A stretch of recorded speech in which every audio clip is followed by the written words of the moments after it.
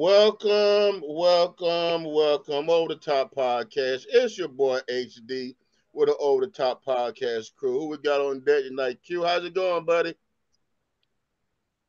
Uh, Finally got a roommate, so now I gotta record outside. Hey, college life is hard, so I do apologize over that. Playmaker, how it's going on your way, man? Hey man, I'm just maintaining. How you doing? Hey man, good day in the hood. RJ, what's going on with you? I'm good. Good Pulling up stuff. the agenda on my phone. There you go. And Toya, what's the deal, lady?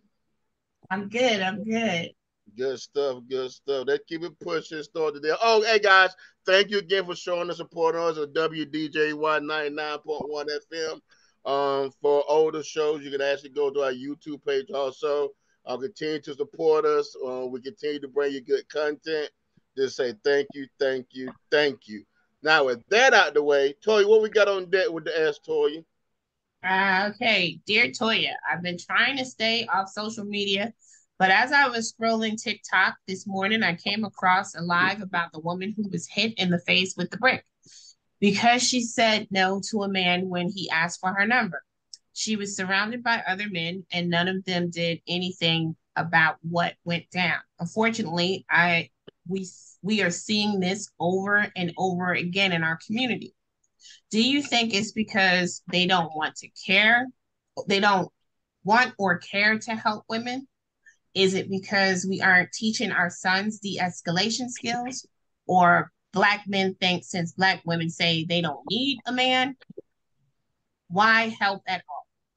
I would love to get y'all's opinion on this. Signed, Concerned Brother. Playmaker.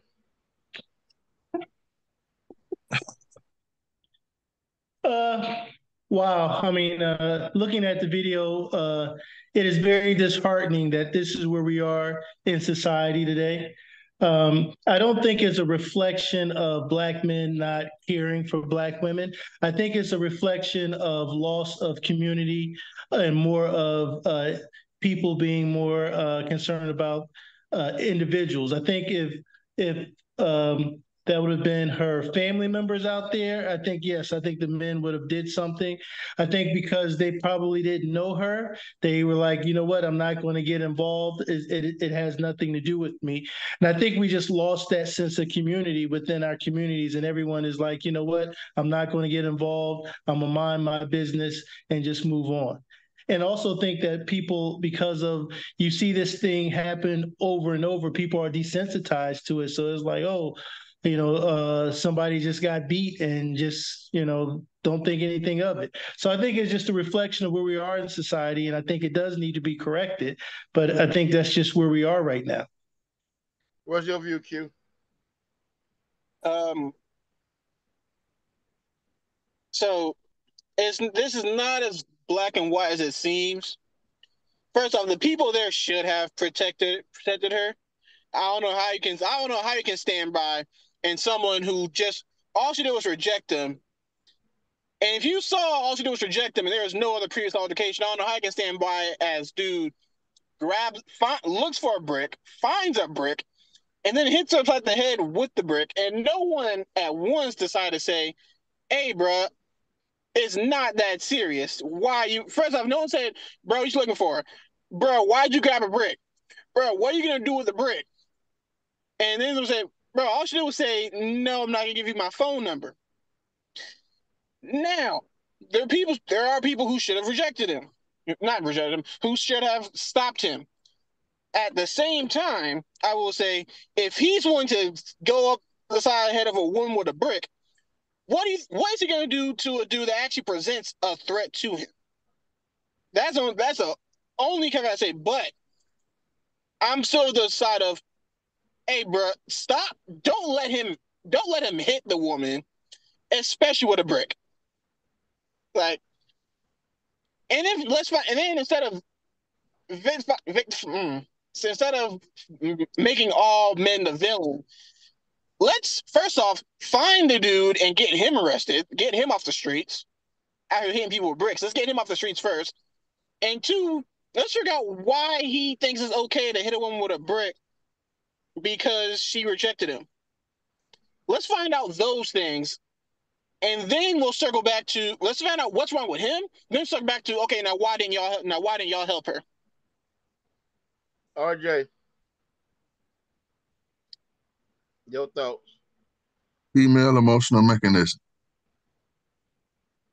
I find sometimes you have guys that are not effectively understanding of how to navigate this thing we call life. And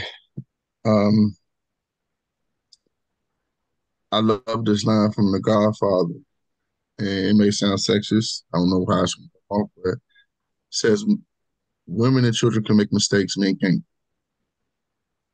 And so what has happened is that there's a lack of morality and a lack of standard of what manhood is. And that's because there's no manhood training in our communities. Essentially, you got a whole bunch of kids or young men raising themselves, so there's no standards and there's no expectations. And when you don't have any expectations, you're going to get behaviors like this. So in our community, the old heads or the older kids or the older dudes that came home from prisons was the ones that kind of guided us and set the rules and set the tone for everything that took place. In all true honesty, the fact that they've started with mass incarceration has created a ripple effect, because in prison, they have more honor in prison than they do in the streets. They don't let you mess with children or women. If you mess with children or women when you come to prison, it's Katie bar the door. You're going to get crushed when you get in the door. So if you really start thinking about it, America, and I hate to say this is a little off topic, but America is a place slipping in the darkness. And I don't know if we really truly understand how far this place is getting ready to fall before we're going to have to wake up and separate. But that's a whole nother different conversation. And it ain't just a reflection of these kids in these communities. That's a spirit and that's a mentality. That's what happens when empires fall. Okay. My point is, I guess my take is one, what a horrible display. Prayers go out to the young lady. But I think what we're dealing with, really, you touched on it, is the emotional masculine mix that's going on with our young men now. We're overly emotional. They're overly emotional. Most of our young men don't know how to handle coping skills and never heard no. And when they hear no, they throw temper tantrums. This was sad to say was a temper tantrum. Plus, our village is gone. We don't want nobody here discipline our children. We don't want other men discipline our children. I feel sorry for the young lady. I feel disgusted for the young man. But we got to find a way to link to try to get a little more masculine structure to our boys. Because if not, we're gonna see more of this chaotic activity. Toya, it's yours. I have four daughters, 28, 23, 12, and 11. And I fear for my daughters' lives right now. I fear for the type of man, hopefully, that I have raised them well enough to pick the right type of man that is going to protect them. But when my older girls go out and my older girls are very independent. They travel, they make good money, they live by themselves. Um, they call when they get there. If they're going, they go out of the country. That's how they travel. They have passports, they travel. So you fear for their safety. And you hope when you send your daughter out into the world and they're on their own, that somebody said earlier, we were a community where we would hope, because that's what our society is built on. We have police officers, we have military. Those are things. We have our government. We have people in place to protect us. We had a community in place to protect us. And now we don't. And I weep for this young lady and what happened to her. She has a concussion. She can't be out of work. They want her to rest. It's just a whole cluster of things that happen from this one action of one person. Now, if the story's different, if she said something disrespectful, because a lot of people are like, well, we don't know the story. We don't know what went down. It doesn't matter. It escalated to a point that it didn't have to escalate to. And everybody stood around and watched. Like G said, we are so desensitized that when something goes down, the first thing that people do is pull their cameras out because it's going to be on Shade Room or World Star or whatever they have going on now. It's a problem. And Black women are not feeling protected. And that's the problem because the people that we look for, no matter if we say you don't need a Black man, because that's what the whole thing going on today was. Well, you say you don't need a Black man. You don't need us. So why should we protect you? You want us to submit to you, but you can't protect us. That's a problem. I'm just disgusted with the whole situation. And I grieve for my daughters. If you we grew up in the area and most and I raised my son and my daughter, but my son personally grew up in the areas. Whereas we protect Black women. If it's not nothing but yo man, what are you doing? Now I'm not saying put yourself in harm's way if you out there shooting, but at the same time somebody could say, yo, bro, well, what you doing is foul. Hey, stop what you doing. So I definitely understand the frustration. I do also understand the fact that a lot of Black women do not feel safe and I weep for that. But and like I say, when you're dealing with a different mindset of a different generation, whereas okay, fine. So what you want me to do about it? Because I never had to do anything for myself. So what you want me to do about it? But I want to say, and I don't want people to take this wrong because there's been some brothers today talking about it and upset and disgusted with it. There are, and you're not going to see that because you're always going to see the negative side. Your algorithm is always going to take you to the negative side. But there are good brothers out here. There are young brothers like Quentin that are good and kind and chivalrous and still protect Black women. There are a lot, but we don't see that. We see the negative side because that's what they want us to see. They don't want us to see the good young people, the ones doing things with their life, the ones giving back to the community and trying to make the community better. Why would that be anything like right? That's just how the system has treated us forever. So there are good brothers. And for those brothers, stay strong because it's been a lot of arguing going on today with this situation. And it just seems like it's a going back and forth thing with trying to make other men understand why Black women. But when it comes to something that happens to brothers, since Reconstruction, since slavery, they tried to separate us because we were so protected. We're protective over our kids. We're protective over our men. If somebody gets shot, who's the first one out there marching on the line? A sister. When Black Lives Matter, it's the sisters speaking up about the badness done to our brothers. We want to protect you in ways that we can. We know physically we can't. My dumb self has stood in front of a gun pointing at my ex-husband just so the man wouldn't shoot because that's my instinct. That's just who I am. I'm a natural protector. I am overprotective with people I love. So we want to help you. Just help us too. That's all we ask. But if anybody has, go ahead. I'm sorry. I was going to say, I saw a tweet that I did agree with. As men, we are supposed to, when it comes to protecting family and then friends. That's what we're like supposed to do, and strangers really aren't our jurisdiction. But with that being said, if a dude is going at a woman with a brick, there's almost no valid reason, or there's almost nothing she could have said outside of disrespecting his mother to where a man goes at her with a brick. That's when I was like, I'm gonna protect. If you come out with a brick, if you're arguing back and forth, I'm like, okay, y'all just having a disagreement. Once it gets physical, especially with an object, is where I'm like, whoa, okay, let's everyone relax here. Even if it's a stranger, let's be like, okay, let's everyone chill, relax. If it's two strangers arguing, I can I can walk away with that one because that's not my lane is because I don't know where the argument started. But once it gets physical, is where I say, oh, whoa, let's take 2 steps backwards and let's get back to talking. There Let's just find, have to be. find There's no. what Yeah.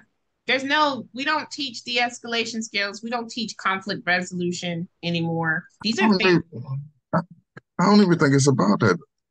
I'm gonna be really honest with you. Like, if you engage a man in the streets right now,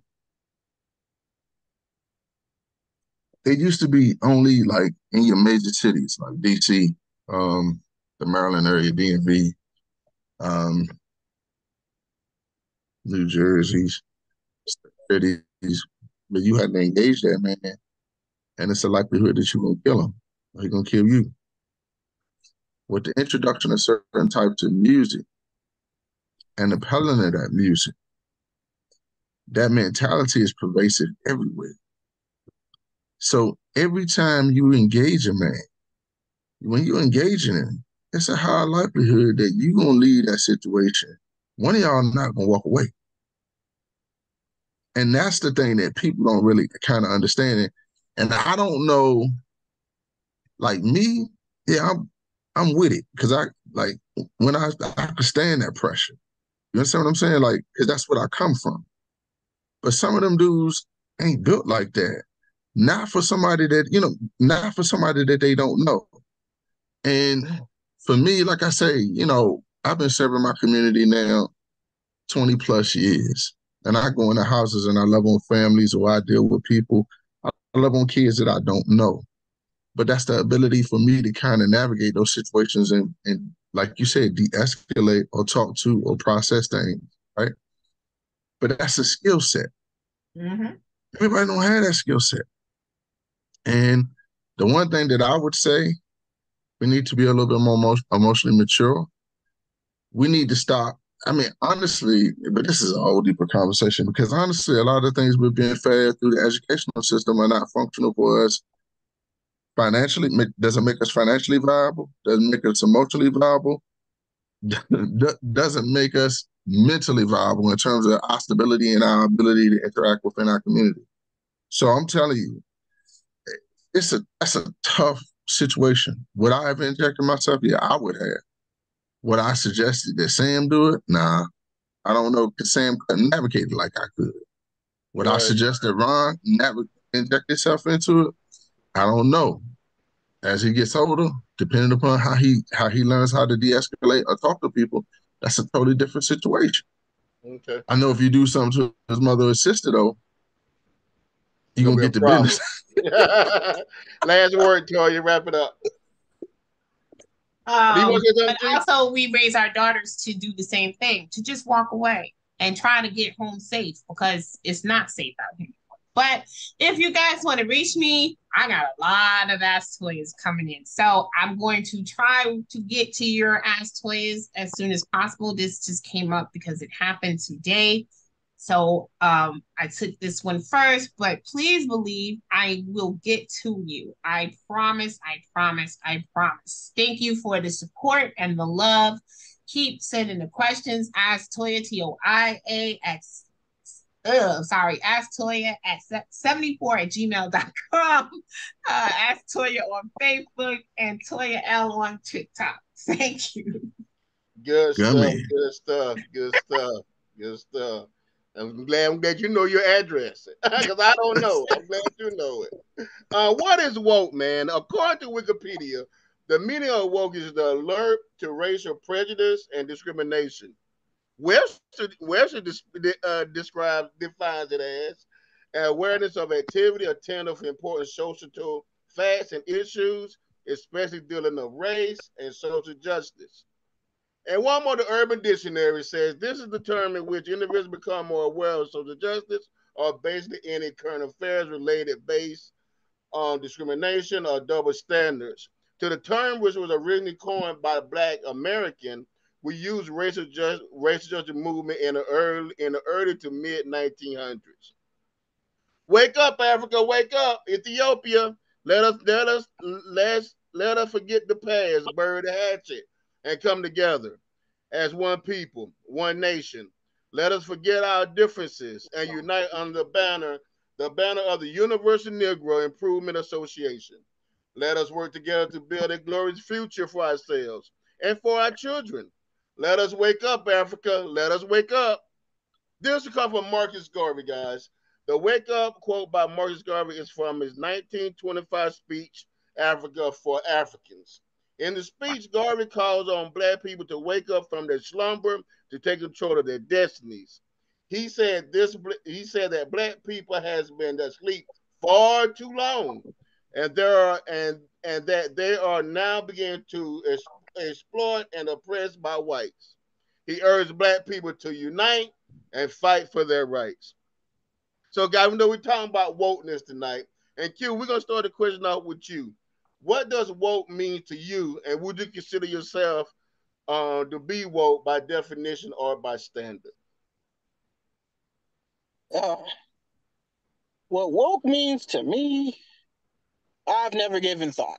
I'm not gonna lie. Even reading the question, reading all this, I've never given what woke means a thought. I what I've come to realization is what woke is a racist term that's basically what's being turned into by right wing people.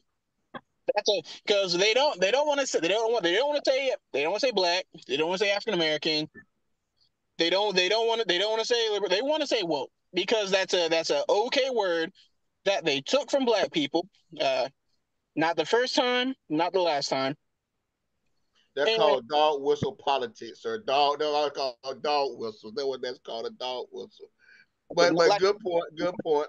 time, not the last time. But what if they were to if any of them were to define what woke is, which is pro black, pro LGBTQ, pro trans, basically pro choice, basically giving people the right to just be themselves within reason. And by reason, I mean if you're not harming anybody, if you're not breaking a law, if you're not breaking a law that wasn't made recently to discriminate those people in the first place. If you're not discriminating against anybody, then yeah, I'll be considered woke by those people. Okay, no problem. Okay, we'll keep pushing. Told you if you want to tackle, you can. But what is the anti woke agenda, and why are they fighting for or against it? Anti-woke agenda is white people screaming and yelling about black people doing what black people do. No. There we go. There we go. That works. That works. So DeSantis started the anti-woke agenda. And I'm going to quote something he said in his speech, if I can find it. I'll put the crowd when you're done.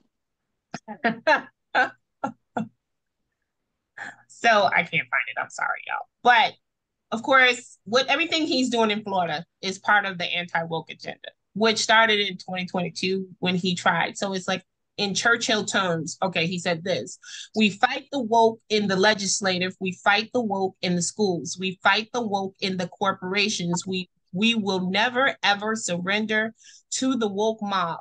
Florida is where woke goes to die. So basically, with him trying to take away Black history, with him dealing with the LGBTQ, women's rights, everything, that is what anti-woke is. To erase our history, and it goes towards white guilt. That's a problem because you're guilty because of slavery and what you've done over centuries of time. Now you want to take it away. And this is why we vote. This is why you gotta vote. You gotta stay woke and vote and pay attention that part. Just quote the crowd. Boo, boo. He's the only person he gets booed in his own state. That's the difference. Especially right now with everything. It's his fault that the things that are happening in his state are because he's preaching this anti-woke letter. I'm trying to say my words are gone tonight. No problem. That's what I was trying to say.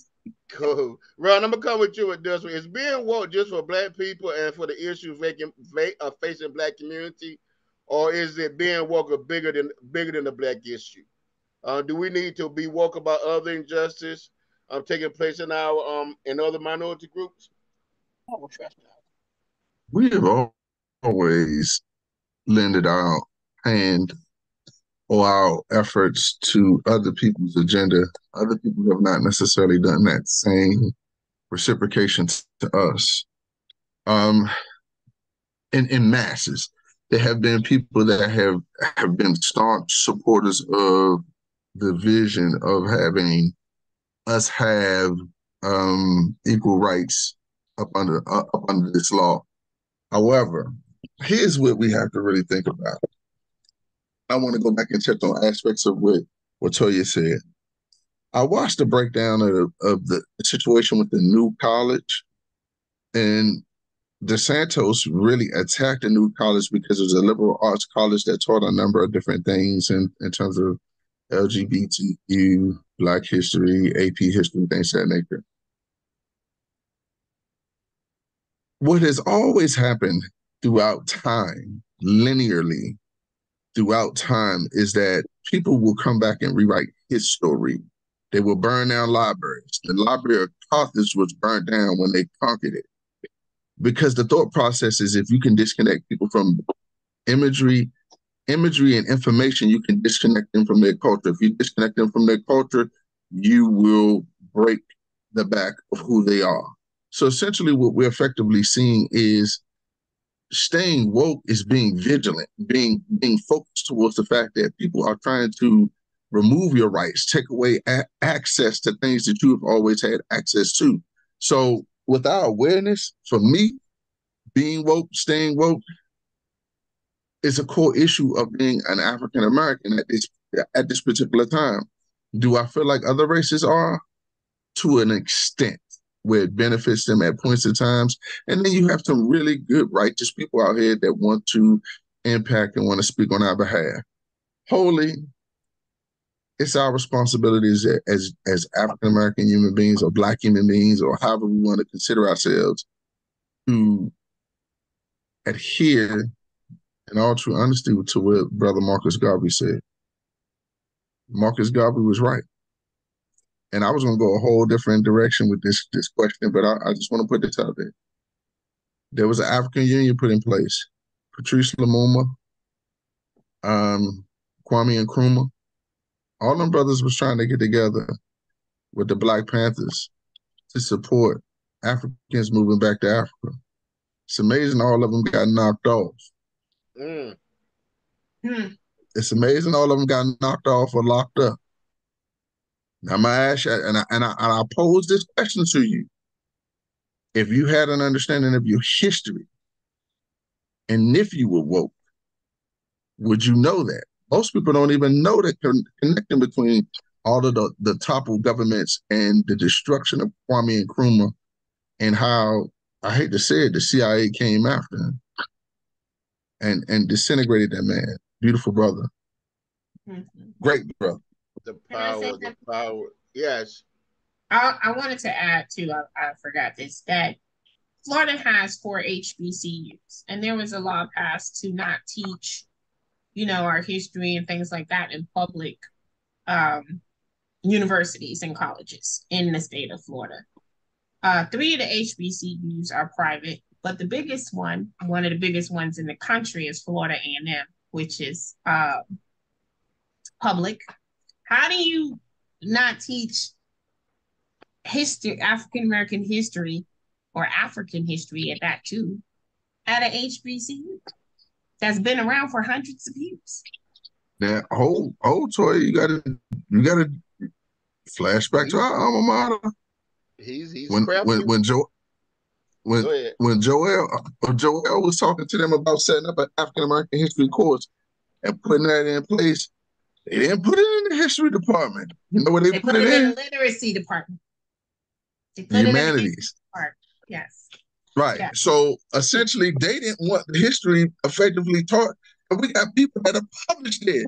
Dr. Davis was published.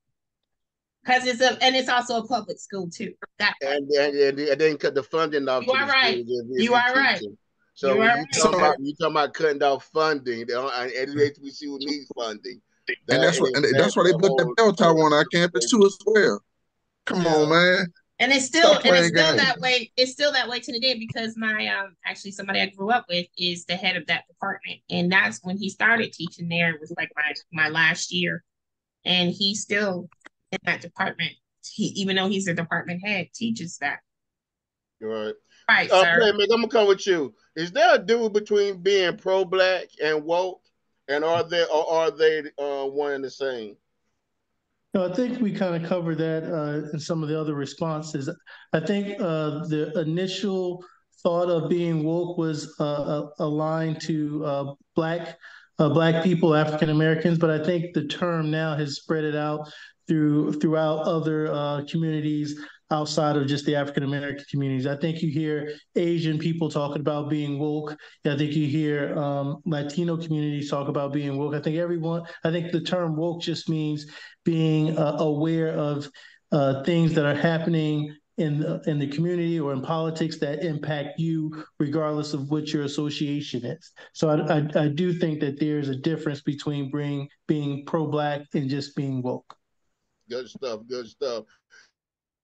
And speaking of Governor Ron DeSantis, the Individual Freedom Act, commonly known as the Stop Wrong to Our Kids and Employee Act, is abbreviated the Stop Woke, that is Florida state law, which regulates the content of instruction and training in schools and workplaces, among other provisions. It prohibits instruction that individuals share responsibility for others past by virtue of their race, sex, or national origin. After passing both chambers of the Republican controlled Florida legislature, along with party lines, it was signed by Governor Ron DeSantis when April 22nd, 2022. How about that? Some of the things that's represented in this bill, and check this out, guys, and we can kind of go see what you guys think about it. Number one, no person is inherently racist, sexist, or oppressive, whether consciously or unconsciously, solely by the virtue of his or her race or sex. No race is inherently superior than another race. No person shall be discriminated against or receive adverse treatment solely on partially based on race, color, or national origin, religion, disability, or sex. Oh, mediocrity or traits such as hard work ethic are not racist but fundamental to the right to pursue happiness and be rewarded for industry. And a person by virtue of his or her race or sex do not bear responsibility for the actions committed by their prior members of the same race or sex. A person should not be instructed that he or she must feel guilty, astonished, or other form of psychological distress for actions in which he or she has played no part in committing, and that passed by members of the other sex. Ned, Playman, I'm gonna go with you with this one, sir. Oh, let me find it. I'm gonna go with you with. I'm gonna go with you with this one, sir. Give me one. So I lost my train of thought. Here we. So the bill does this bill state purpose to protect individual freedoms or prevent discrimination in the workplace or in public schools? Or do you think this well mess that? Do you think this bill prevents discrimination in the workplace or in public schools? You know, it is funny when you really look at the wording of this act and really break it down. If you glance over it, you could be like, "Hey, these things are not bad things." I mean, when you say that people shouldn't be discriminated against, yeah, that's what we've been saying for years. But I think when you look at how the wording is and how the actions have been taken in the state. I think it's hard to believe that there's not a some discriminatory factors associated with it. So I do think that when you look at the wording and just the wording by itself as a casual reader, it doesn't come off as discriminatory. But when you look at the wording and how it's been used in Florida, you can definitely see how it is being how it's discriminating against African Americans. Q, I'm gonna go with you. Do you think other states need to adapt some similar type of acts like this? If you take it at face value, sure. If you dig deep into it, no. Like, let's not discriminate. Let's not discriminate. Nobody's inherently racist, which he's right. They become racist because they see what their parents do. But yeah, no one's inherently racist. Let's not discriminate against everybody. The past is the past. The problem is, it comes from somebody. This sounds like gaslighting, is what it is. And as proof, I was just scrolling Twitter. For him to say, "Hey, no one's inherently better than someone else," someone needs to tell him to tell the people in Florida that, because today, September 4th, neo-Nazis staged a hate rally outside Disney World. Yes.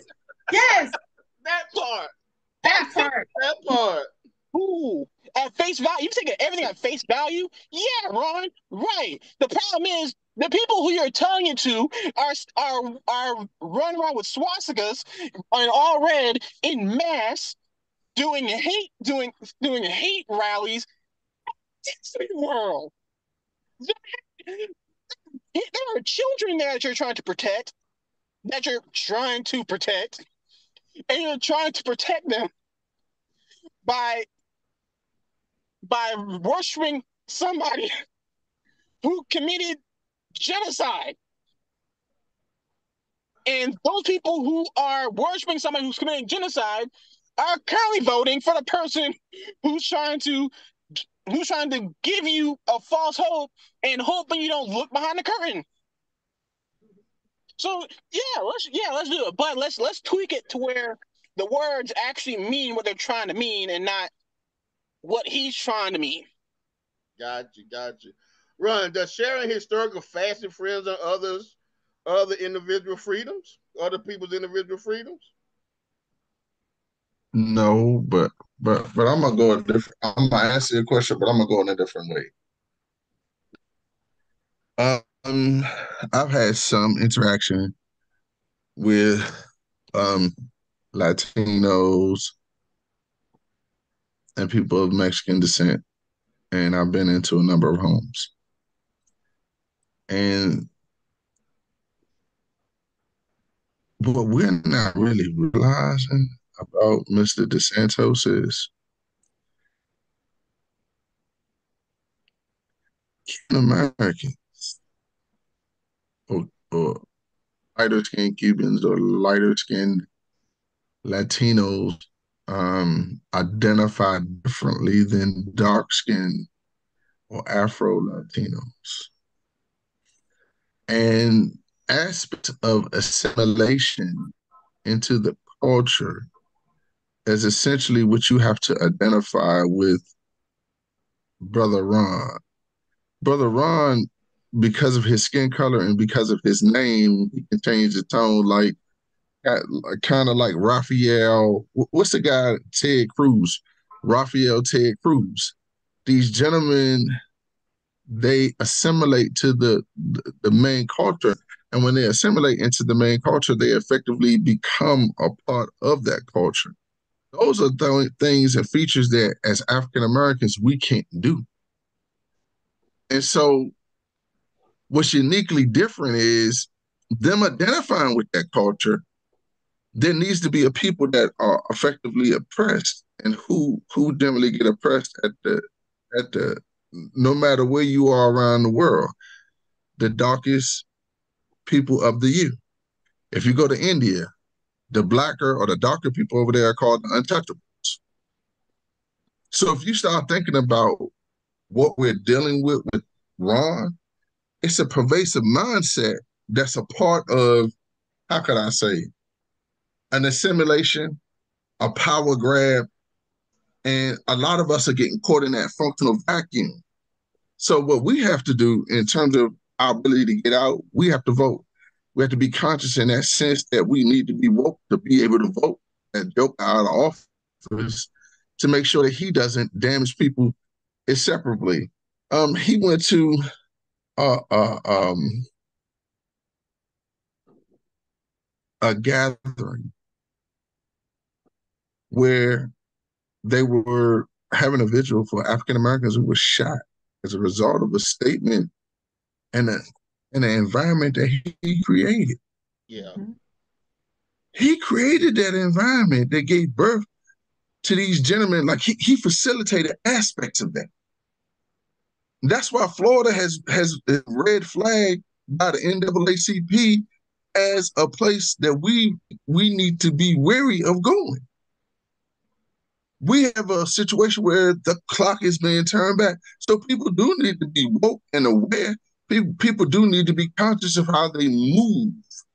People need to be functionally understandable about what it is that they're trying to achieve and what their goal is when they go to that state. Now, here's the thing, and I'm gonna be quiet on this. Politicians are pushing this agenda with the thought process of dividing and conquering people. And once we really effectively realize that, man, I'm not gonna get that deep. Once we get aware of where we are, we'll better ourselves. We'll better ourselves, and we'll come together and realize that Blacks, Latinos have more in common than a lot of these people who are wealthy, intelligent, and have had a lot of breaks in society relative. Okay. So I'm gonna stay with you with this question. Do you feel that wokeness has become a major talking point in the conservative party? And now, why? yes. Right now, yes. What are you trying to figure out? Because they ain't got nothing else to say. Like I said, it's more about divide and conquer.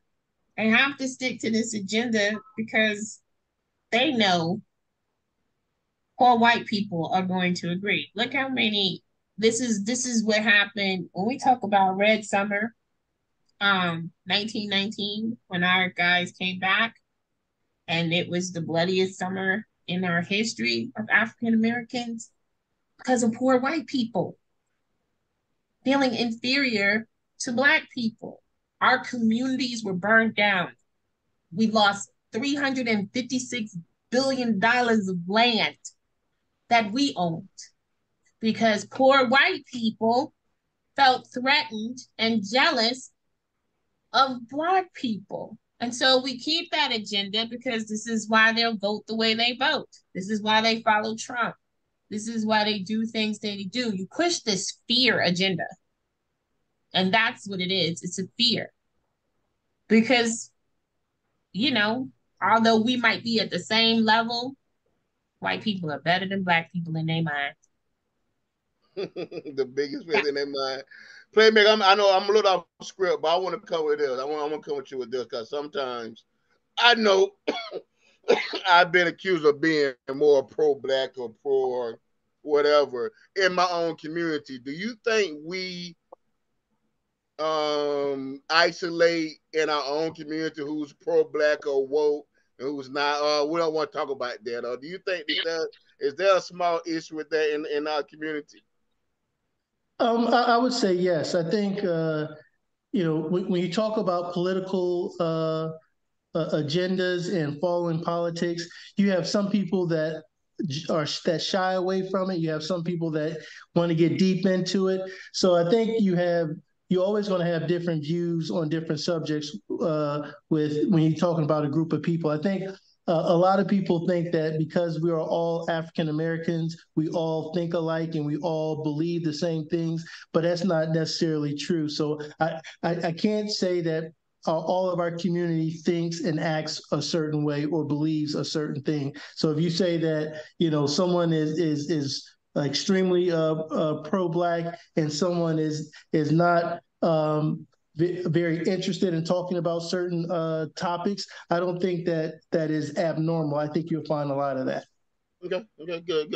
Hey, guys, we're going to do a round table. I'm starting with you, Q. How as a community can we increase our awareness of social and political issues? I'd say turn on the news, but the news tends to be too extreme on both sides sometimes. Talk to people. Actually, talk to somebody who's a, who's a part of a group and just learn what their life's like. If you talk to somebody who was trans or talk to somebody who was gay and they said, "Oh yeah, I had to go through this. I was discriminated. This. I couldn't do this." You understand? Oh, you're a cool person, but they didn't allow you to do this because of this. Yeah, just talk to somebody or listen to their viewpoint. I don't advise listening to the news. Like I said, the news can be too extreme on both sides. Okay, RJ, your thoughts? Pose the question again real quick.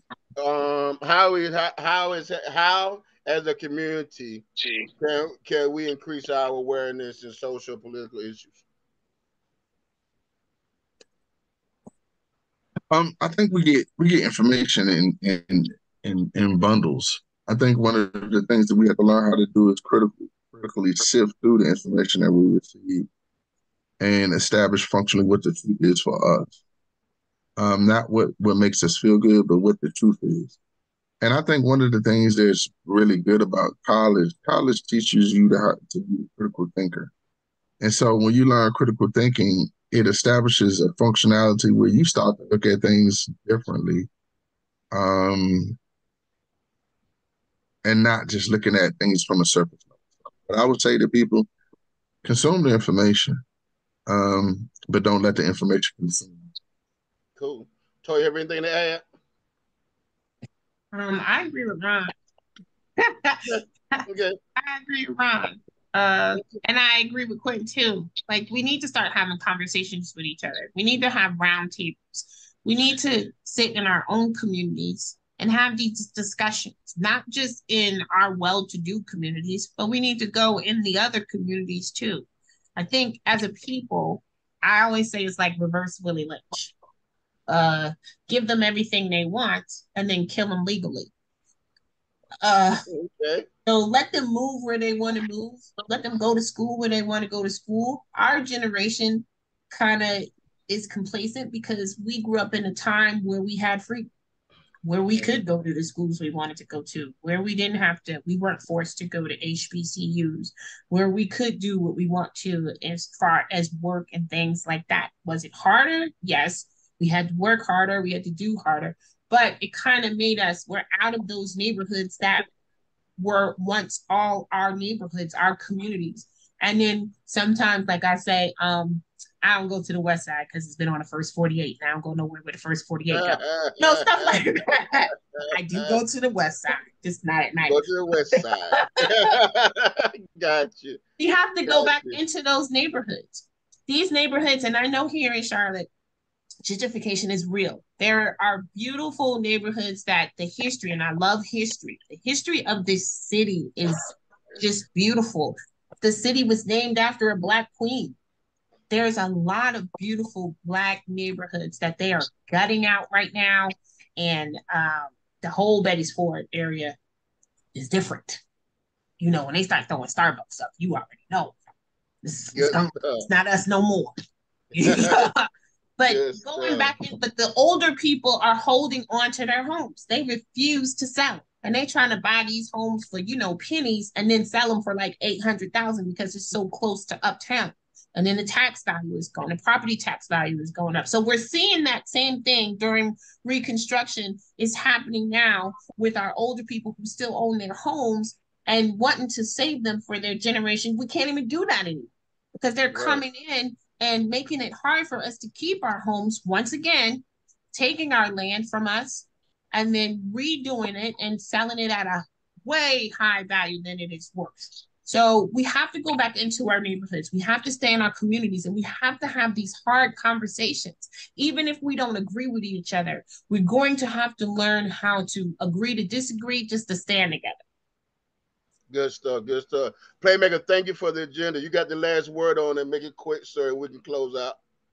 I guess my thing is to kind of sum it up what everyone just said. I think there's a lot of information out there, good and bad. I think one of the things you have to do is just practice discernment when you're getting this information. Learn to chew the meat and spit out the bones. And that's part of the reason why Over the Top Podcast is here, to help bring these kind of information to your table, so you can share with your friends. We don't always agree. People always look at me side eye sometimes, but at least we're having a conversation, educating ourselves. That good stuff. Good stuff. Q, last word, last thoughts of the night. Oh, okay. Let me find it real quick. I had it written down. I didn't think you'd come to me first. You usually don't. Be ye also ready, sir. Be always ready. So I this is to people. This is, since we're still talking about woke, let's continue with it. This because some people like to say, "Oh, back in my day, people weren't so soft," or y'all were, for all the gamers, people weren't survive a Call of Duty lobby nowadays. Those same people are now crying because there's a new game called Starfield, which is a action role playing game. Those people are crying because in this role playing game, it gives you the options to pick your pronouns. Oh, wow. In this role playing game, an RPG lets you be whoever you want. That's one part aside. But what the, if you are a boy, you are he. We all learn program. We all know pronouns in elementary school. That's part of woke agenda that none of us talk about today, because they say, oh, all these pronouns, we learned about pronouns in second grade. Some people first grade. Boys are he him, girls are she her. All this is they them, which is both, which is both. And if you want to be called that, cool, I'll call you whatever you want. But the same people who are saying, "Oh, y'all are snowflakes. Y'all are soft nowadays. Y'all are boycotting and mad at games because it gives you the option to pick your pronouns." Horrible. RJ, last thoughts. Um,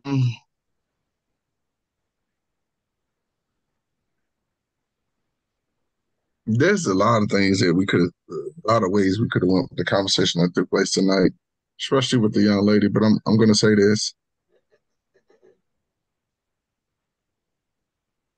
one functional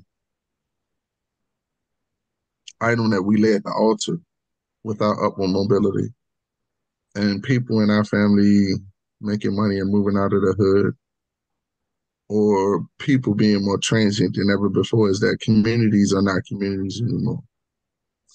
And in all true honesty, I'm a transplant from Washington, D.C. here in North Carolina. Toy's a transplant from Jersey. Gary's a transplant from South Carolina and Virginia. 3 of the 5 people in here have chosen to live other places than their home.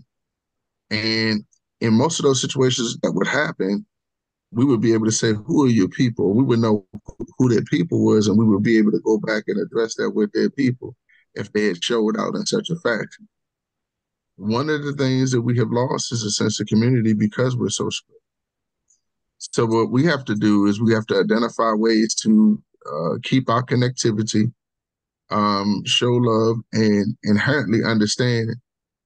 Going back to a conversation I said, or a comment I said earlier, it's easy to kill an N-word. It's hard to kill a brother. Learn how to look at each other and see each other as brothers and sisters again, and not as enemies. Last word. Oh, me? Or G? Yes. Oh, Toya, last word. oh, my bad. My bad. It's hot. I understand. uh,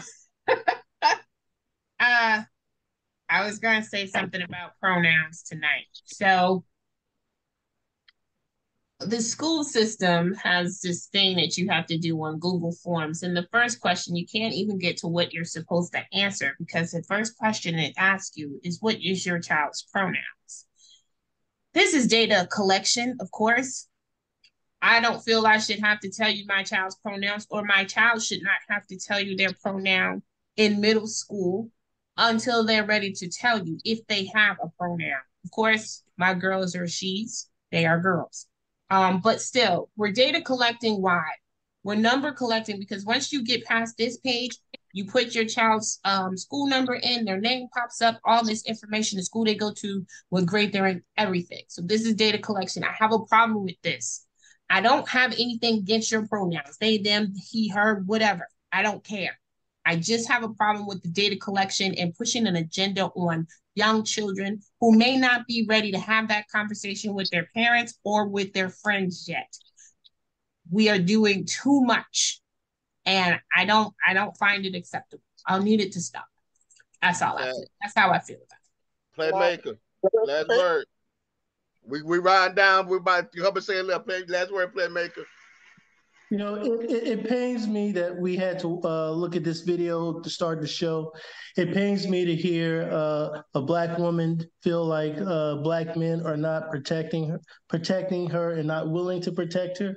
I think it just shows you right now we're at a very bad place in our community. And I don't know what the answers are to kind of fix things, but we definitely need to start analyzing the problem and start working towards solutions.